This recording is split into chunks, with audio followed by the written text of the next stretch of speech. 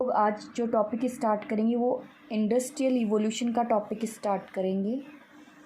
Industrial evolution, evidences of evolution देख रहे हैं ना हम लोग, तो उसी के अंदर अपन आज एक टॉपिक लेंगे इंडस्ट्रियल इवोल्यूशन। देखो, इंडस्ट्रियल जो इवोल्यूशन है उसको अपन इंडस्ट्रियल मेलिज्म भी बोल सकते हैं।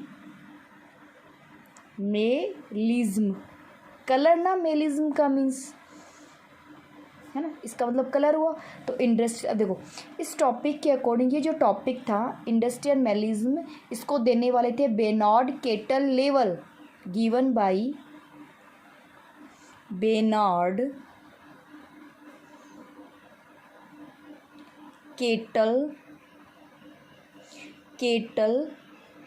Bernard kettle-well. किसने दिया था? बेनार्ड केटल-वेल ने दिया था इस टॉपिक को।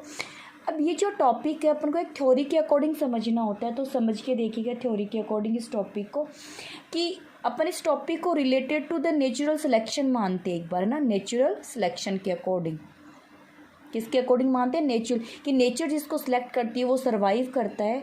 नेचर ही बताती है कि कौन सर्वाइव करेगा, कौन अपनी स्पीसीज़ को आगे ग्रो करेगा। देखो बात करते हैं अपन 1850 से पहले। जैसे ट्री है ना, इस ट्री के ऊपर एक वाइट कलर की मॉथ थी।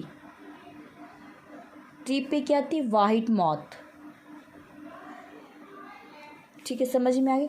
ये ट्री था और इसके ऊपर क्या थी है ना, 1815 के अकॉर्डिंग वाइट कलर की क्या थी? मॉथ थी। और उनके नंबर भी क्या थे? मोर नंबर थे, मोर इन नंबर।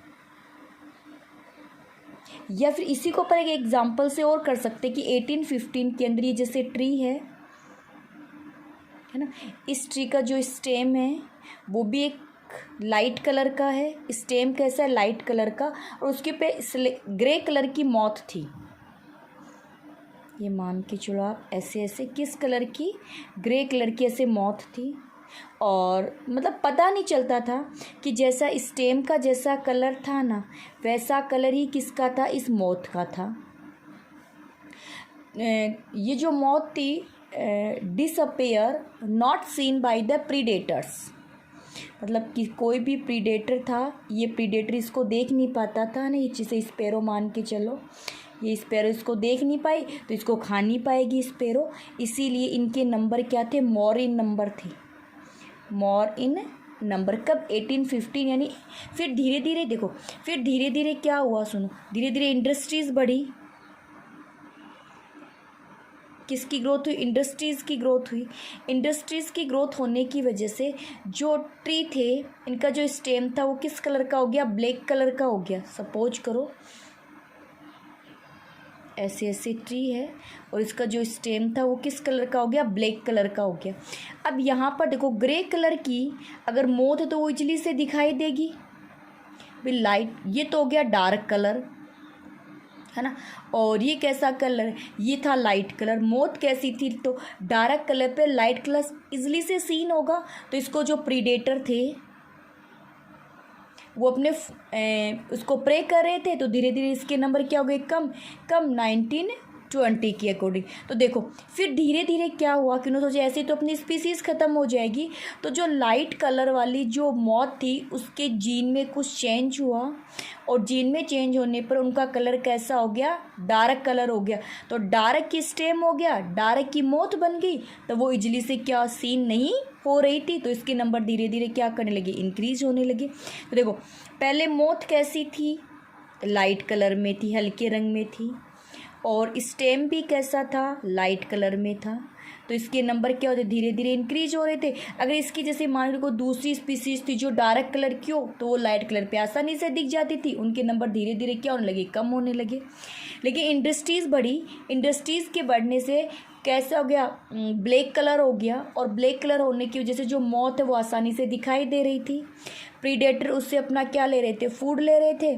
लेकिन धीरे धीरे उनके जीन में कुछ चेंज हुआ और जीन में चेंज होने की वजह से उनके कलर क्या हो गया, डार्क हो गया और प्रीडेटर दे। ये कब हुआ, 1920 के अंदर। तो 1850 में लाइट कलर के नंबर ज़्यादा थे और 1920 में डार्क कलर की मौत के नंबर ज़्यादा। देखो कितना डिफरेंस मिला बीच के अंदर। तो आप इसे क्या कहोगे, आप इसे इवोल्यूशन नहीं कहोगे क्या, नेचर के अकॉर्डिंग, है ना। नेचर के अकॉर्डिंग उन्होंने अपने कलर को क्या कर लिया, चेंज कर लिया। ऐसे देखो एक एग्जाम्पल अपन ले किसका, लाइकेन का, है ना। लाइकेन कहाँ मिलेगी, पोल्यूशन फ्री एरिया में। पोल्यूशन फ्री एरिया, अगर पोल्यूशन फ्री एरिया तो वहाँ पे ग्रो कौन करेगी, लाइकेन है, वहाँ पे ग्रो कर जाएगी। उसकी जो नंबर्स है वो धीरे धीरे क्या हो जाएंगे, इंक्रीज हो जाएंगे। इस टाइप से अपन किसका एग्जांपल ले सकते हैं, इंडस्ट्रियल इवोल्यूशन वाले टॉपिक को अच्छे से अपन क्या कर सकते हैं, एक्सप्लेन कर सकते हैं। बिल्कुल छोटा सा टॉपिक है, छोटी सी कहानी है इसकी, ज़्यादा वो नहीं है डिटेल के अंदर। अब उसके बाद देखो नेक्स्ट अगर अपन टॉपिक की बात करेंगे, देखो नेक्स्ट टॉपिक की अपन बात करते हैं बायोलॉजिकल इवोल्यूशन। क्या है, बायोलॉजिकल इवोल्यूशन। ताकि एविडेंसेस है ना, एविडेंसेस कंप्लीट हो जाएंगे आज तुम्हारे ये टॉपिक कंप्लीट होते ही। तो एविडेंसेस में देखो मतलब तुम्हें पता है कि इवोल्यूशन किसे बोलते हैं, बात तुम लोग जानते हो, तो इवोल्यूशन को बताने की ज़्यादा ज़रूरत है नहीं। यानी अर्थ के ऊपर जो रैंडमली चेंजेस है,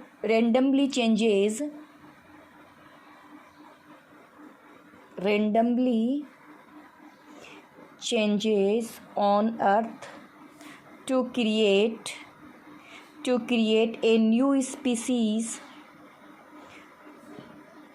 known as biological evolution, है ना, known as biological evolution.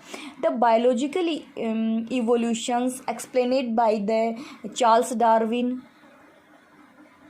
Charles Darwin थे, है ना, लेमार्क, है ना, हुगो डी ब्रीस, ये तीन नाम याद रखना, चार्ल्स डार्विन, लेमार्क और हुगो डी ब्रीस। देखो चार्ल्स डार्विन की अपन पूरी की पूरी बात कर चुके, कौन सा था, नेचुरल सिलेक्शन वाला। उसकी 6 थ्योरी भी अपन कर चुके हैं। ओरिजिन ऑफ स्पीसीज़ जिनकी बुक्स का नाम था, वो सारी बातें उन्होंने बेगल नामक जहाज़ पे बैठ करके, है ना, कॉन्टिनेंट थे उसका टूर किया था, वहाँ पे डिफरेंट टाइप की फॉर्म दी थी, वो पूरी बात हमारी हो चुकी। लेमार्क की भी कुछ हो चुकी, बट वापस कर लेते, कोई बात नहीं है लेमार्क की। तो देखो लेमार्क की जो थ्योरी थी वो अक्वायर्ड करैक्टर इनहेरिटेंस है, ये याद रखना, अक्वायर्ड करैक्टर्स इनहेरिटेंस है, ये है लेमा की थ्योरी। इनका कंप्लीट नेम भी याद रख लियो तुम लोग, जीन जैन Baptiste de Lamarck. Jean Baptiste, जैसे हिंदी में लिख के दिखाऊं, जीन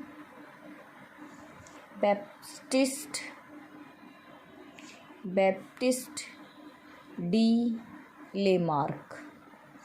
ठीक है, इनकी थ्योरी याद रह जाएगी, acquired characters to inheritance.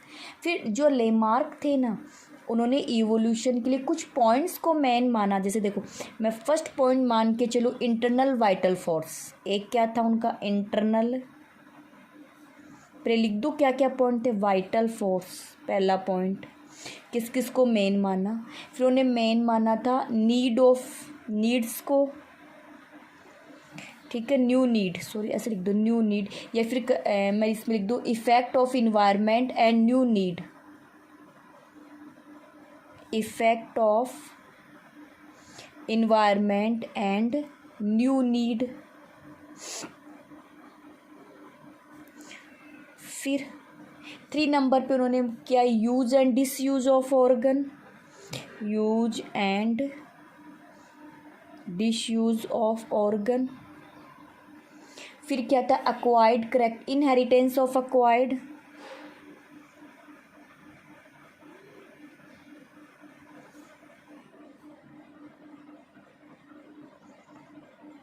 Acquired. ठीक है, चलो अब देखो, जैसे इन ये आप याद रखोगे, इसकी 4 थ्योरी थी, चारों थ्योरीज के नाम है ना।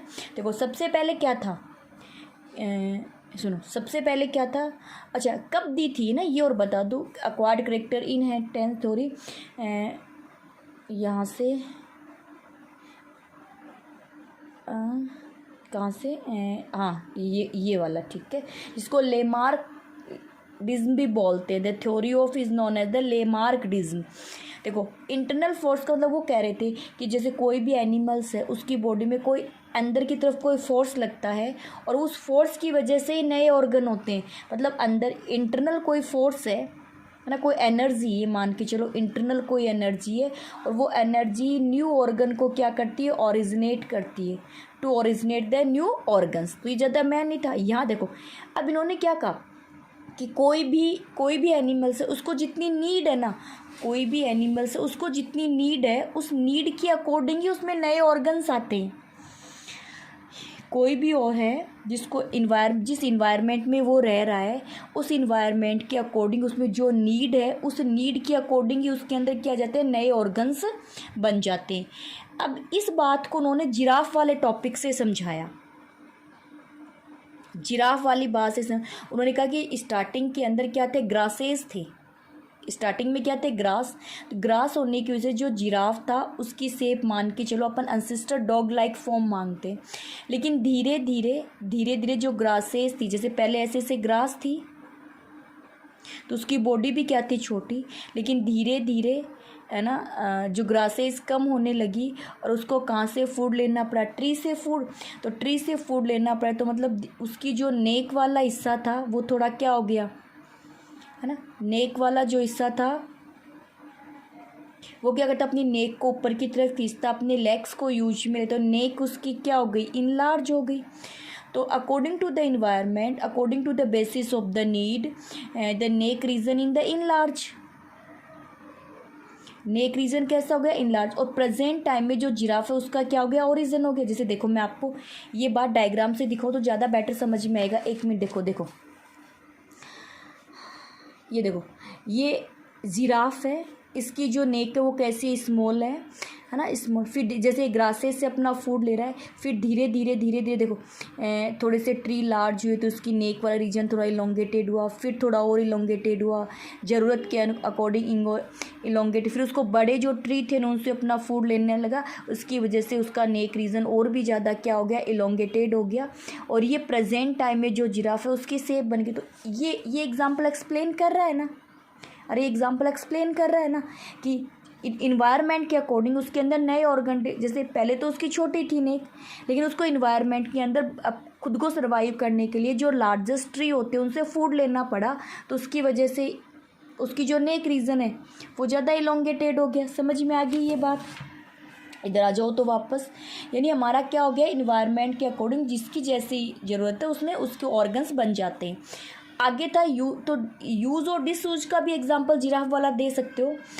लेमार्क ने क्या कि जो ऑर्गन जितने ज़्यादा यूज में आएंगे वो ऑर्गन उतने ज़्यादा डेवलप होंगे और जो ऑर्गन यूज में नहीं आएंगे वो डेवलप नहीं होंगे। इन्होंने इसका एग्जांपल फिर जिराफ को ले दिया कि जो जिराफ था उसका जो नेक रीजन था वो ज़्यादा यूज में आ रहा था, इसीलिए उसका जो नेक रीजन था वो इलोंगेटेड हो गया, मोर डेवलप हो गया। अपन जैसे बता सकते हैं ना, जैसे मान लो बॉडी बिल्डर्स होते हैं, ये अपनी ना जिम्स वगैरह के अंदर जाते हैं तो उनकी जो मसल्स होती है वो स्ट्रांग हो जाती है क्योंकि वो उसको ज़्यादा यूज में लेते हैं। तो ऐसे उसने कहा कि जो ऑर्गन जितने ज़्यादा यूज में आएंगे वो उतने ज़्यादा क्या होंगे, डेवलप होंगे।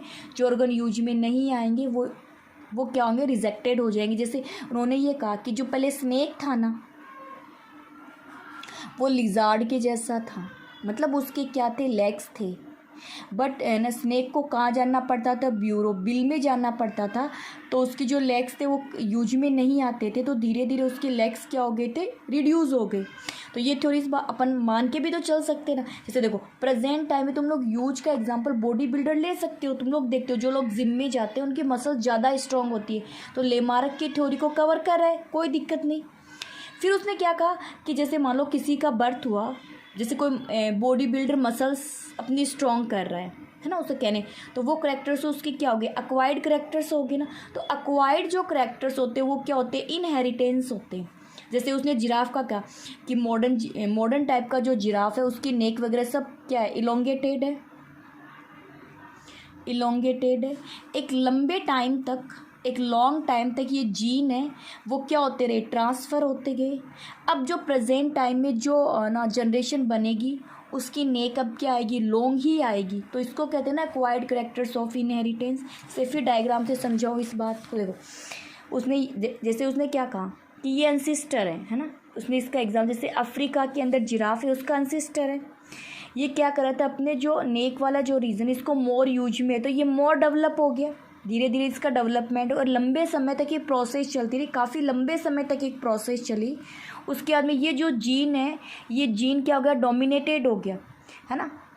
समझ में आ रही बात, मतलब ये कैरेक्टर्स क्या अगर डोमिनेटेड हो गया और नेक्स्ट जनरेशन के अंदर ये क्या होने लगा, ट्रांसफ़र होने लगा।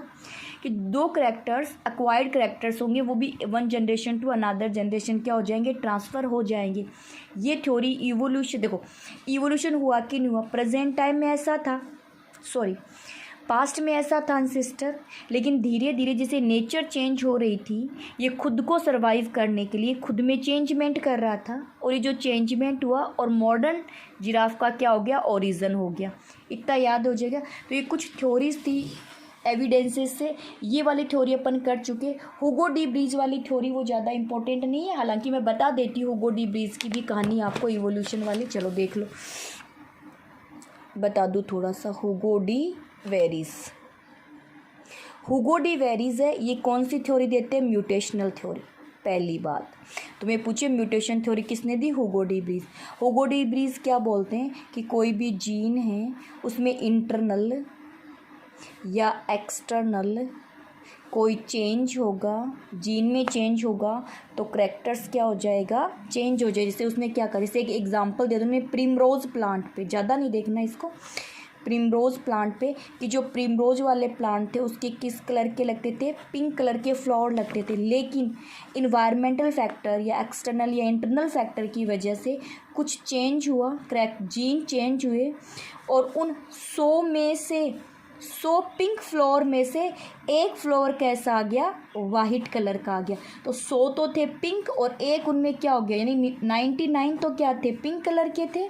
मान के चलो एक कैसा हो गया, वाइट कलर का हो गया। तो उन्होंने कहा कि जो चेंजमेंट हुआ है ये किस सडनली हुआ है ना, जो मतलब हर बार जितने वो प्लांट लगाता है हर प्लांट के पिंक कलर के फ्लावर लग रहे थे, लेकिन अचानक उसने क्या देखा, उन्होंने सडनली देखा ना, तो सडनली चेंजेस। आप क्या कहोगे सडनली चेंजेस को, म्यूटेशन। किसने दिया था, हुगो डी ब्रीज ने, इवोल्यूशन को एक्सप्लेन करने के लिए। अब उसने कुछ है ना इसको ना डीएनए से रिलेटेड बात मानी। जैसे आपको पता है ना डीएनए में AGCT की सीरीज चलती है। देखो आपको एक्सप्लेन, मतलब ये डीएनए AGCT डीएनए है। अब तुम्हें पता है डीएनए से आरएनए बने, तो ए के साथ क्या लगे आरएनए में U, जी के साथ सी और ये क्या बने बेटा, आरएनए बने ना आरएनए। फिर ये आरएनए है वो आगे जाकर क्या बनाते हैं, प्रोटीन बनाते हैं। और प्रोटीन ही तो करैक्टर्स है, ये बात तुम्हें पता है, तुम लोगों ने मॉलिक्यूलर वाले चैप्टर में ये बात पढ़ी होगी, प्रोटीन ही क्या होते हैं। फिर देखो अगर कोई चेंज, जैसे मान लो चेंज हुआ और यहाँ पे ना जी आ गया, सुनो बाकी ऐसा कैसा है, तो देखो ये अब डीएनए ही हो गया, मतलब यहाँ कोई चेंज हुआ और चेंज होने ए की जगह क्या आ गया, जी आ गया। तो सुनो यहाँ क्या बनेगा फिर, आरएनए CGA। अब देखो ये कोड कुछ और ही कहला रहे हैं, तो ये प्रोटीन क्या बनेगा, कुछ और ही बनेगा। तो इसको उसने क्या कहा था, ये जो नाइट्रोजन बेस में जो चेंज हुआ है वो चेंज ही म्यूटेशन है, उस म्यूटेशन की वजह से ही नए क्या बने हैं, फ्लावर बने हैं। तो प्रिमरोज की 2 स्पीसीज़ बन गई, एक पिंक कलर वाली स्पीसीज़ बन गई और एक वाइट कलर वाली स्पीसीज़ बन गई। और नई स्पीसीज़ का ओरिजिन होना, नए करैक्टर्स का आना, इसे ही अपन क्या बोलते हैं, इवोल्यूशन बोलते हैं। तो यहाँ पर हमारा जो एविडेंसेस वाला टॉपिक है वो कंप्लीट हो जाता है। नेक्स्ट जब टॉपिक अपन करेंगे तो वो करेंगे हार्डी-विनबर्ग लॉ करेंगे। अच्छा एक और बता दूँ तुम्हें, जो पॉपुलेशन है ना, पॉपुलेशन दिखाई दे रहा है, चलो इधर देखो, पॉपुलेशन है ना, उसकी स्टडी के बारे में तुम्हारी बुक में देखा है, थॉमस थॉमस मॉल्स, ये भी बात याद रखना, पॉपुलेशन स्टडी, थॉमस मॉल्स की पॉपुलेशन स्टडी। ओके, आज यहाँ पर हमारा एक टॉपिक कंप्लीट हो चुका है, एविडेंसेस ऑफ इवोल्यूशन वाले।